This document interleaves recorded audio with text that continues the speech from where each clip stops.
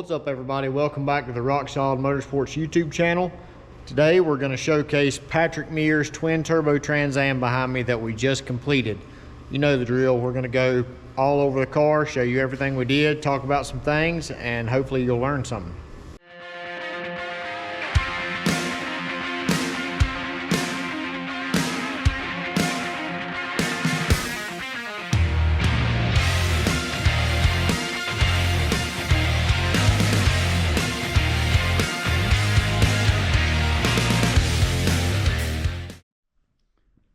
Talking about the stuff on the outside of the car, the details, the VFN hood. This is a slope back, I believe, 5-inch. We put the Motion Raceworks rails on here. I think they're originally designed for a Camaro, but you can cut them up and kind of radius them across your knee and make them work for the Trans Am. They work pretty good. But right now, all these fasteners fasten really good.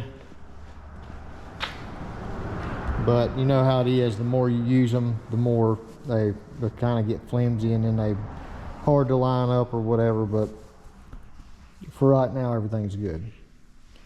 Hood fits really good around the fenders. Like I said, even the headlights are pretty close, but they're not exact lined up and everything right now, because Patrick's got to pull all this stuff apart on the entire car. And the final fit and assembly of everything is really when you need to get in there and tweak the alignment and stuff and get everything looking perfect. But right now it's just kind of in the rough. We did a firewall on this, which I'll get to that when we pull everything apart. So we took the windshield out just to make it convenient for that.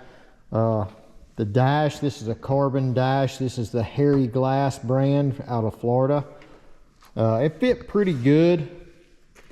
We originally started fitting the dash without the pad because I wasn't sure what he was going to do with that, and then he decided to send us the pad, which kind of in hindsight I wish I'd have had them both together when I started fitting the dash, because it's a little bigger gap than I want right here, but it's going to be fine.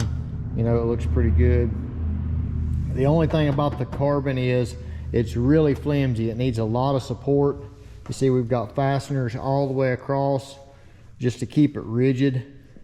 And I'm not going to pull the dash off, but basically I ran a 1/4-inch rod off the dash bar all the way across there and put the tabs on the 1/4-inch rod to kind of elevate it to get it on plane with where the dash wanted to rest. And that's what these are fastened to.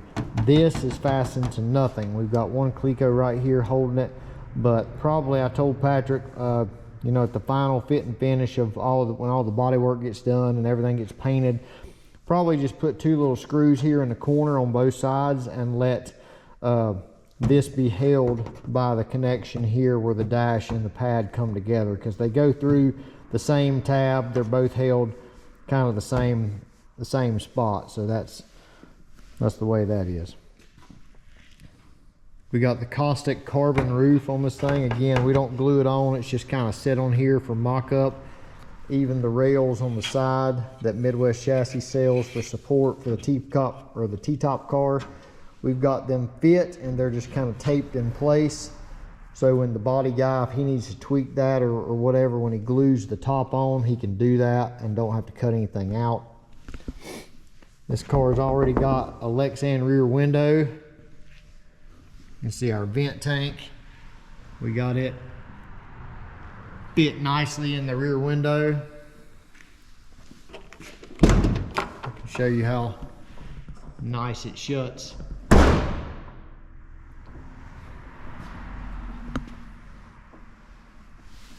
Got us a 2-inch ball hitch because this is a drag and drive car. Really, it's just his parachute mount. We beefed it up a little bit with some gussets. Got him another slide made that matches his hole that his parachute mount already goes in. And this is just a piece that get online and just cut the square tube off of it and weld a piece of moly onto the back of it, and there's your hitch basically. But we got the one with the extra hole in there, that way he can put his chains on there or whatever he needs to do. It's kind of all in one, but you can get those pretty cheap. I don't think they're like $25 or something like this with a 2-inch ball already on it.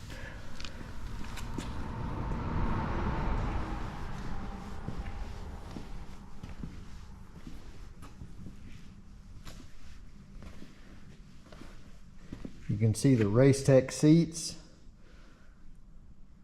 Those seats are probably the most comfortable race seat you can buy. I'll go over here on the driver's side and open the door. By the way, this car does have our lift-off door hinges.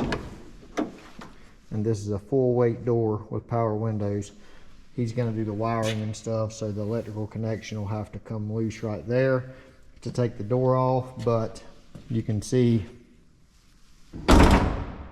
how nice that door shuts. There's no sagging, there's no anything, and it didn't take that long to line that thing up. Like I said, the easiest way is to pull the fender off and use the body line at the bottom and back here as your line up, and then shut the door and then adjust your hinges to where the body line is correct and put a little preload on there, and that's it. It's lined up. But you do have to watch, I will say, for the guys running our hinges, because these don't have any door stop on them anymore. So you can see right there, if you sling your door open like an 80-year-old woman at Walmart with your foot, it's gonna probably eventually break your door, just because the momentum of the weight of a full weight door, it's gonna hit that fiberglass and crack it. So just be mindful of that whenever you're slinging your door open at the track. Now you can kind of see how everything fits.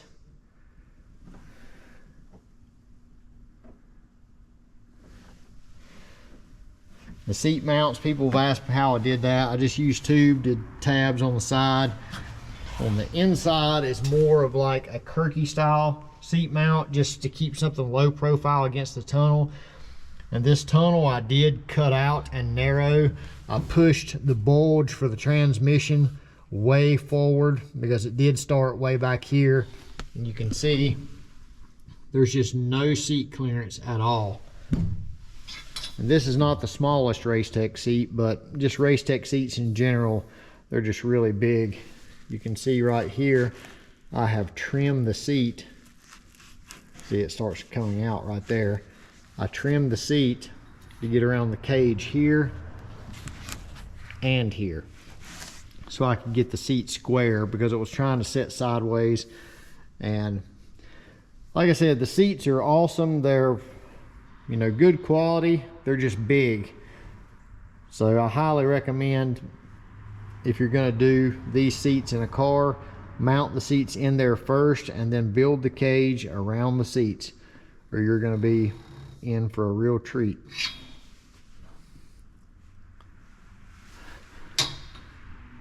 The dash, we just about messed up on the dash, because obviously he wanted the 6-inch extension here for the column. This is Motion Raceworks steering wheel and column.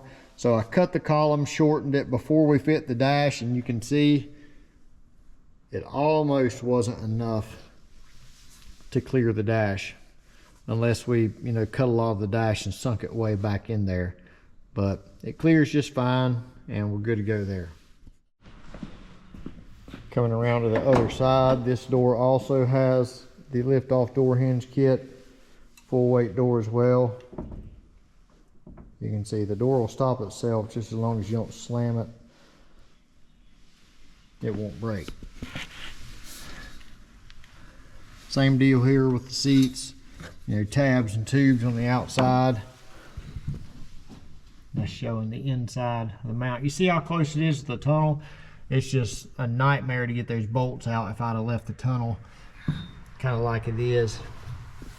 And this tunnel, with the floor being so many different shapes and stuff, and this being pretty much a straight add-in piece, I just kind of formed it as I went. It worked out pretty good. This car is going to have carpet. The main thing was to get the clearance we needed for the seats. The vent tank back there, it's our standard large vent tank. Got 2 extra ports in it for transmission and coolant. Got our torque arm clearance cover back there. Now the roll cage, let's talk about it for a minute. This is our 25.5 high and tight that he originally bought, I think second hand, from somebody else. So most of it was here. But like with grub worm, the 25.5 that we sell is minimum spec. So you got the door bar and all the gusset sizes, a couple roof diagonals, all that stuff has to be changed for 25.3. So that's what we did here. We put all the bars in here that would work, that was still up to spec, and then we just changed the ones that needed. But this turned out really nice. Got you can see the gussets going up in there. As far as the roof, we got the Motion Raceworks air assisted parachute release handle. I just put it up there with the clamps because he wanted me to mount it, but I want him to be sure he wants it there. Now, I kind of like it there because he's not going to have to do it with his hand unless it's an emergency, and it's kind of out of the way. You can't see it from outside the car. But this is just an overview of what a 25.3 looks like for the roof section.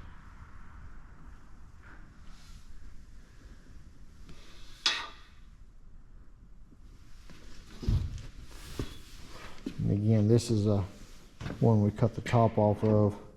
I'll pick it up just a little bit so you can see, but you can see how high our cage design is. The A-pillar doesn't actually break over until after it comes up above the windshield a good bit. You can see it's as high as it can get. You could probably gain just a little bit more in the middle if you put a bubble in it. But like I've said before, kind of like the roof bar staying flat, because if you have a wreck, they're going to do better if they're flat.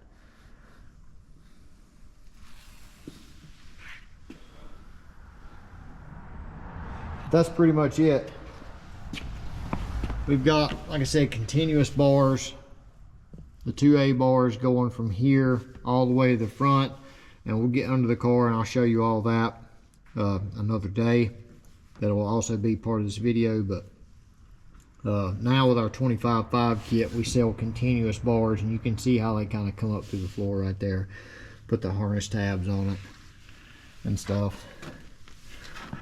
Then we got the bar going down through the floor there to the 6 A, B, and C. That's the 6 A, B, and C bars.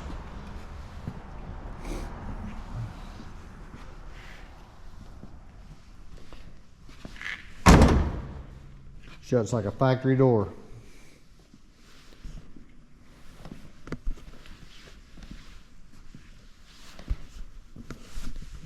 All right, let's pull the hood off and see what's inside. Kind of backtracking a little bit, I forgot to show the fuel cell and stuff in the trunk. So he's got one of our old school combo tanks. He's had this thing, I guess, for years, because this is the old style that we used to do the air gap in between. But we don't do that anymore. We just do double wall aluminum in there. Just makes assembly a little bit easier in it.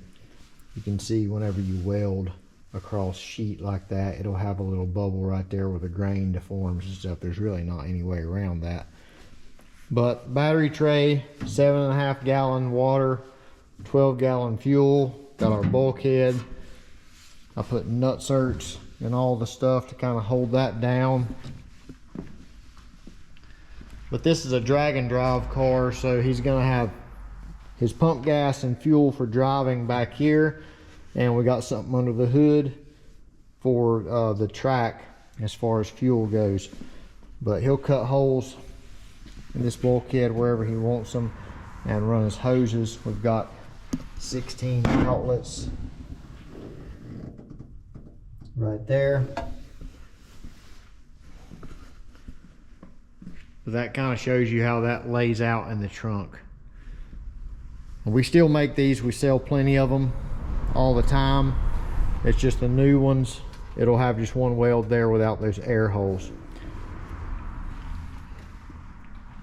It's also got our trunk delete, which we've kind of notched out for the sump to go down through, and you'll see that whenever we're up underneath the car looking at stuff.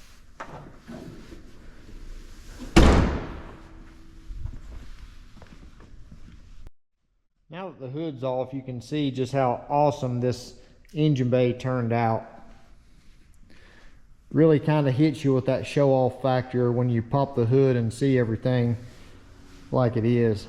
And that's really my goal. Anytime I'm laying out an engine bay, turbo kit, whatever, stacking a bunch of stuff in there, you want it to look as eye-catching as possible, but also you got to consider that you're going to have to work on these cars, and you don't want to make something pretty that's just a nightmare to work on. So you kind of got to find a happy medium in between. These are 79mm Garrett turbos, mirror image, which helps a lot with laying everything out. Keeps everything looking really kind of symmetrical. Helps with the cold side routing, you know, a bunch of different things. You can see the Midwest chassis firewall. We did that also when it was here, or it's still here obviously, but that was one of the things on the list. This is our A-pillar bar and strut face bar kit. You can buy it online. Obviously it's not already cut and trimmed for you, but it's a trim and cut to fit kind of thing. And you can see this is actually the car that we made our template kit off of. See how that fits really nice, Frenches in those bars. Really makes it strong. We trim out behind the tower. We usually don't put nothing back there because between this and then leaving the tower structure itself, it's plenty strong enough. There's really not that much weight back here. This little section right here, I think both sides combined isn't but like 4 or 5 pounds total. So not a lot of weight to be had, but it does help you access things from the side. If you got your car jacked up, you can reach in there and get spark plugs, whatever. That's showing the fastener or the Zeus rails. See, we kind of radiused them with the fender. Just bend them over your knee. They're just thin aluminum. They'll flex pretty easy. This is a 427 engine. This is the, I guess, the engine he already had. This car has been 780s, I believe, with air conditioning and everything before this whole redo. So it's already been fast.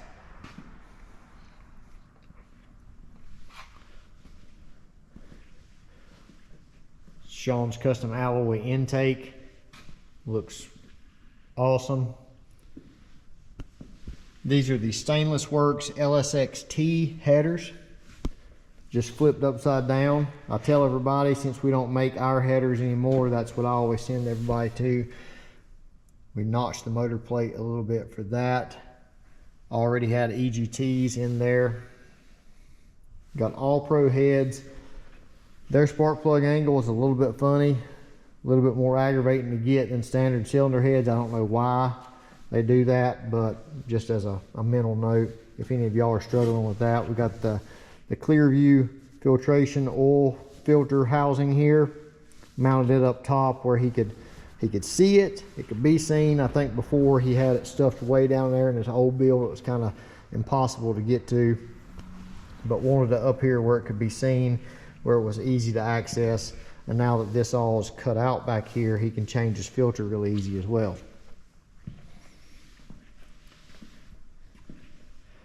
All the accessory drive, Robert at AEI, or Bob, whoever y'all know him by, he helped me get all this stuff figured out, or it was super nice. Waterman fuel pump, I think 15 gallon per minute is what it is.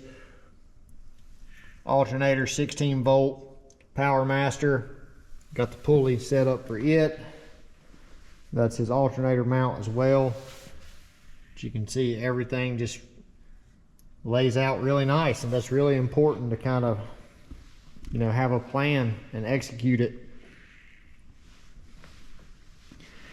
The radiator setup, I know a lot of people are going to ask about that. Always get questions about radiator. This is a custom one that we did just for this car.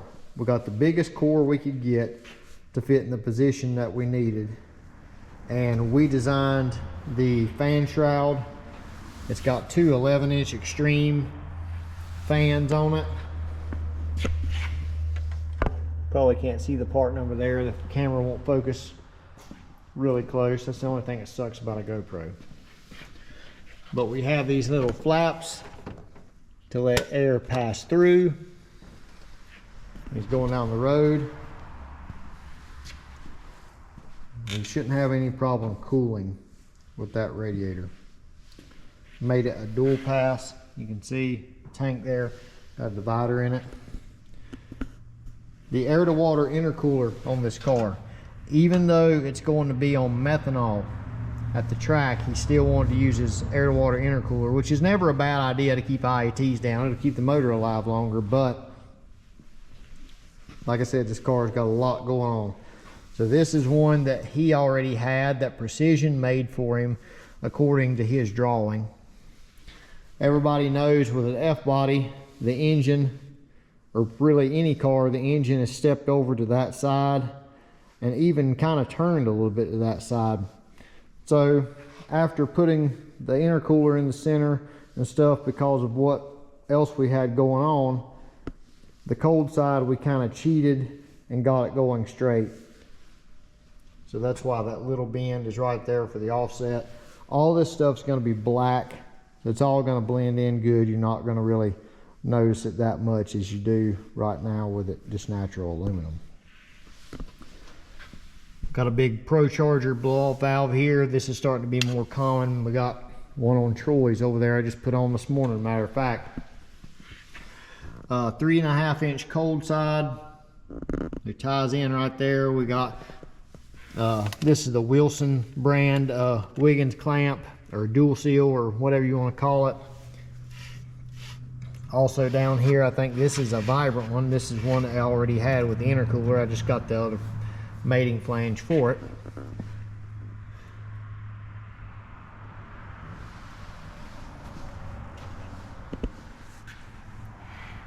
Like I said, it's going to be on methanol at the track. So this is a nearly 5-gallon methanol tank. You can't really see it good. You can just see parts of the top, but it goes all the way to the nose. It's got a removable, which you really can't see that. Maybe you can if I put this down here.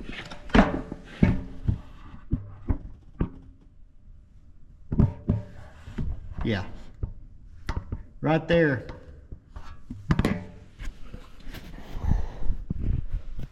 You might can see it a little bit, but it's got a removable crash bar that goes around it. People talk about having the fuel cell all the way in the nose. What's the difference in having it in the nose versus over here on the side or whatever else? If you have a bar around it, most likely it's going to crush that chromoly around that tank. And if it's a small aluminum tank like that, the one that we did on Troy's car, it squished it in like a can, and the only place it broke was where the piece of chromoly stabbed through the side of it. But the good thing is about the methanol cars, if the tank bursts and the fuel gets out, it pretty much is atomized and is vaporized pretty quick. There's not a lot of volume, and you hope it just kind of gets away from the car. But we always try to put some type of protective crash bar around it, but 9 times out of 10, if you do a direct hit and you've got a crash bar, it's still going to puncture the tank or make it leak fuel in some way. It's not a complete fail-safe. But with running methanol at the track, he wanted the extra tank up here. You know, he can leave this tank dry until he gets to the track, and then he can just fill it up and make his passes and then drain it back out if he wants to. He can put a drain in his line or whatever. That way he's not driving down the street with a bunch of fuel on board in the front.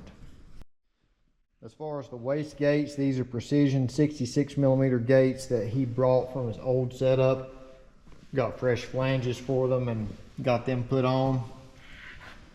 Got the stainless V-band housings, stainless downpipes, just pretty standard. Because this is a drag and drive car and he's going to be putting a lot of miles on this thing, I didn't do aluminum downpipes just because of the longevity of it. Aluminum, when you get it that hot for that long, it does get soft and it will, start to distort and stuff like that. So it's really just for the pure race cars. If you're going to be driving on the street and stuff and you've got a setup like this, I suggest doing stainless or even titanium. Titanium will hold up as well, but it's just 3 times the money. This is our standard front end kit, no extra modifications really to it. We've got the hoop right here, our bumper support plate off of that, headlight brackets, all that stuff's the same. We've done this a lot. We tend to support the radiator with the headlight brackets. That keeps the headlight brackets really stiff. It also supports the radiator on the top side as well. So that always works out good if you can do it like that. Something I forgot to mention about this fuel cell, some people are going to ask, what's this little port here and what's this? And that's a rollover vent. But this is what's going to happen with the fuel cell right here and the filler neck going below the top level. He's never going to be able to get his fuel all the way full. So what we did, this is a vent hole. So he'll do a line from here to the top of this.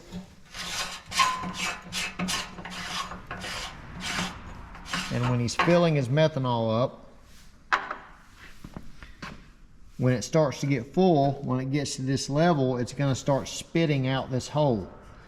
And that'll let him know that, it's plenty full. Obviously, he'll see the level right there, but he'll probably be able to notice this spitting a lot more when he's got a funnel in there, because he'll be able to kind of see it. It's the same concept. I've got a skid steer, a John Deere skid steer, and it's the same way. You really can't tell when the fuel is getting full. And it's got a vent tube just like that, and whenever you're getting just about to the top, it'll start spitting fuel to let you know that it's full. So that's kind of the concept behind that. Didn't really have room to come out of the top with any kind of filler neck and keep it looking nice. So you got to think outside the box sometimes.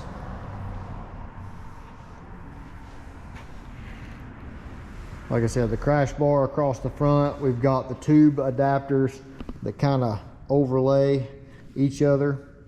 So that can be taken off if the tank needs to be removed.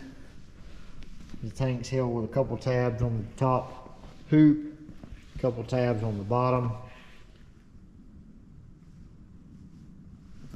That's one of our motor plates, he bought a long time ago.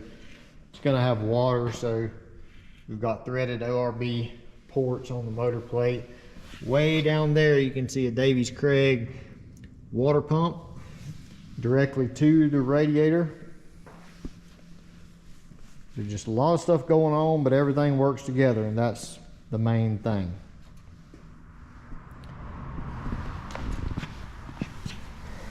You can see the bottom of the fuel tank right there, and the feed.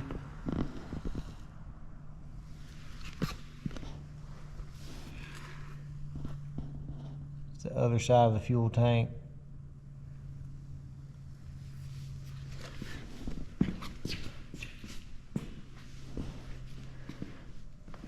Downpipe, bullhorns, turn-ups, whatever you want to call them. Twin turbo applications, they suck to try to get exactly the same. Even with mirror image turbos, because your cylinder head offset and all that stuff, your piping is not going to be the same for each hot side. So it's going to position it a little bit differently, so you got to somehow make them exactly the same. And getting angle finders this way, all that. It's probably the most nerve-wracking process for me in a twin turbo setup, but this one we nailed pretty good. There might be some variances, but you're not going to notice it. That's the idea, is to get them so close that you cannot see. I can get the camera down here. Little back pressure sensor ports right here, right before the turbo. Of course, we got the wastegates gusseted. I know I'm kind of jumping around everywhere, but I'm trying to cover everything on this car now that it's done. And a lot of this stuff has been off my mind for a long time because we've been taking care of other stuff, so I'm trying to remember everything.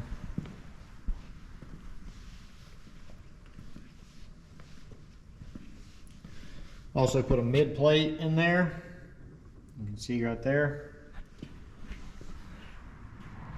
Should have plenty of room to get his fuel fittings and stuff back here.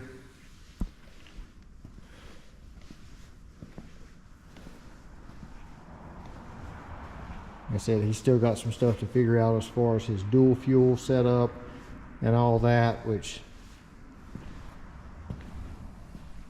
I'm sure he'll have no issue getting a plan together on that. One thing I did forget to mention, I always mention that the turbos are supported by Maven mounts. Right there. Jared, I did not forget you. But they are hard to the frame off of little stands right there. Right to those Maven mounts. So now that we're underneath the car, we're going to go from back to front and kind of go over all the details under here of what we addressed in this build. Starting at the very back, I think this is an old Wolf parachute mount. You know, pretty big tubing. It's like 1.75 inches. So, you know, he already had that. There's nothing wrong with it. It's not like super heavy or anything, but it's big wall tube, so it'll be good for the drag and drive stuff. So we added a 2-inch ball removable hitch. Slides right in place of his parachute slide, so he can pull his trailer. You can see this is our combo tank. This is something he bought on a Black Friday deal, I think a year or two ago, maybe 2 years ago, just from the design of it. It's the older design, so I know he's had it for a while. The ice tank drain there. This is our trunk delete panel that we trimmed out so the sump could come down. This was his original transmission cooler that he used to have in the middle of the car, but we moved it back here so it could get a little bit more airflow, be more efficient. And this was a good convenient place for it. When you look from the back of the car, you can't see it. And it's easily removable with these billet tube clamps from Motion Raceworks. This is our standard wishbone kit. This is what you get when you buy the installer kit offline on our website. Standard mounting point there. You can weld to pretty much any rear end. This Moser 9, you know, it's pretty flat up top. We just went right beside the torque arm mount. Pretty easy install. It's got the Midwest chassis, chassis mounted anti-roll bar. Just for how this setup worked out, that's what was going to work out best. It's up there out of the way, nice and strong. He used to have one down here, but obviously now we have this bar like you would see maybe on a Mustang or something, but this is so he can use his Pro Jacks. So we put his Pro Jack tabs there, and we've got the ones on the front on the K member, but that's so he can use the Pro Jacks to get the car up in the air pretty easily wherever. He already had the Mentor shocks in the back, already had the spring set up, everything. We just installed the shock sensors. These are the low dollar sensors, same ones that Growworm uses. I know a bunch of people that use them, so that's why I suggested them, and seems to be a good product. So moving forward towards the front, you see he's got a carbon drive shaft. He already had that. The drive shaft loop, I made that out of a 2-inch strap, 1/4 inch, just because it's pretty tight right in here between the torque arm and the drive shaft. He also has a gear vendors hooked to the back of a Turbo 400, so the drive shaft's really short, the tail housing reaches way back here, and that gets into the area where the torque arm has a lot of movement. So made this little notch out because even though it's a full droop now, this will give him the potential to get some longer shocks and stuff in the back and maybe get a little bit more extension than he has now in the future. I didn't want to put him in a bind as far as the build goes, and so that worked out there. We just attached it to the 2 A bars of his 25.3. And that's another thing that we kind of ran into. The floor in these cars are really unlevel, and you're supposed to weld these bars to the floor. Well, this side really isn't a big deal. It's pretty close. This side is way off the floor. So we talked to the cage inspector, and he talked to a guy, you know, above his level, and he said it was acceptable to put, just as long as it's as thick as the floor, put a plate up here and connect to the floor, at least, you know, as much as you can. So that's what we did on both sides to suffice the SFI as far as that goes. These are the plates he already had welded in for his transmission cross member. We put some little support stubs going up to them from the transmission cross member to kind of reinforce that. This is I think we actually drew this bracket up, or Joey did. We usually would use the racecraft one, but I think he just duplicated kind of what Patrick already had and got that hooked up. So again, did a runner back up to the floor where his original cross member was mounted to kind of just tie everything in really good. Sorry about that, I had to get the phone. But going back to what I was talking about, the 2 A bars here, we'll talk about them now with our 25.5 kit. Even though this is 25.3, it still applies the same. We are including these bars as one continuous bar with a bend in the back to tie to your number 1 bar rear cross member in the back. This is more of what the inspector is looking for, even though in the book you can get away with your subframe being the 2 A bar because it's the correct size, and tying that back up to your rear cross member. It's kind of a gray area, and you know, it's kind of like home inspections. You got people that see that something is okay and that it's, you know, still going to be just as strong, and then you got some people that can't see outside the box. So that's kind of what we're trying to avoid with customers. The subframes were kind of one of them gray areas where, you know, 90% of the time the inspector wouldn't have a problem with it, but we've had a few that have said something about it, and we don't want nobody to have no more problems. So this is what you're going to get now: one continuous bar, and then the different sections to build your 6 A, B, and C bars. So talking about that, we actually used a bar we already had bent for this. It's not required for you to have a gusset or anything here, but it just worked out that this bar fits. So we cut it in the middle, made the cross member, and then we tied the 6A and 6B into it. It always bugs me why they don't do 6A, B, and C. Why do they do 6A, B, and then C in the middle? Because I always mix them up. But either way, these are the ones coming from the A pillar, and this is the continuous one all the way across. So that just made it stronger there. It's not required, but that's how it worked out on this car. So your 3 bars tying in right there. Cross member's got plenty of clearance. I got the connectors kind of stuffed up in there now. We got our engine limiter. This is a little kit from Motion Race Works. Pretty cool little kit.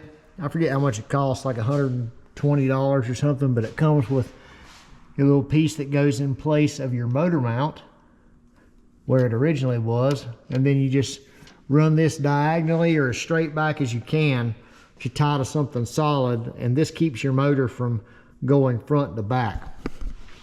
The engine plates, if you think about an engine plate, it's kind of like a floor joist. People have seen this post, and they've seen other posts that I've put up about an engine limiter, and they're like, do I need that? I've got motor plates, but I've got a transmission mount. Well, your transmission mount is a poly mount. It's still going to kind of let the engine move back and forth. You come down from a hard wheelie, or, you know, even some of these cars getting some super low 60-foot times, all that weight's trying to come back. Just imagine you going to a building project and seeing the floor joist sitting there with no plywood on them. You can walk across them, they're not going to flex at all staying on top. But get to the side of one of them and push on it with your feet. See how that thing bows. The engine plates are the same way. They have no strength front to back. They only have strength side to side, which is the way the engine torques. So you need something to keep the engine in a stationary position during acceleration, during a wreck, during, you know, whatever scenario you want to plug in there. It just needs to have some help staying in one spot. With a light under here now where you can see a little bit, I had to add a knuckle to the steering shaft to get around the header primary. Pretty standard with the LS stuff, unless you're lucky enough to have a set of our headers from back in the day which cleared the steering shaft, but we don't manufacture them anymore just for profit margin reasons. But got that worked out. It's got the Motion Raceworks column in it, so that's pretty easy deal. Just adding a steering knuckle though, and just adding a support off the frame. Just do a little rod end right there. Quick jack tabs off the front.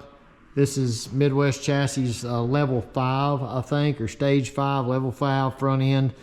Pretty much everything to get all the suspension, including the steering rack, the whole deal. Got the low dollar shock sensors. Got these travel limiters that Patrick sent for us to put on. I think he actually manufactures those for a contract for a company. I think they're Innovative or something, but he had those there at his shop, so he sent those to us. But yeah, that pretty much sums up all the front end stuff. You can see the radiator good down here, the Davies Craig water pump directly to it. Got the big 11-inch extreme fans. No, again, this radiator's a Bell core that we did all custom. You can see the vent flaps in the back to let the air out of it when he's going down the road. But Power Master 16-volt alternator. AEI Bob, he did all this bracket stuff custom for it. Worked out great. You know, it flows, it looks very nice. Run some stringers over here to the bumper to keep it from flopping, because he's going to be doing a lot of street driving. Always put tabs on the front end kit off the bottom to kind of support the front of the bumper there. You can see the bottom of the intercooler here, the bottom of the fuel cell for the methanol for the days at the track, or when he makes his passes he can switch over to this. Got a 16 feed down here. So yeah, that pretty much sums up the bottom. I'm sure I forgot some other details, because anytime you've got a car that's got this much stuff that we've done to it over 6 or 8 months, I'm gonna forget something. So if you see something you have a question about, drop it in the comments and I'll try to answer.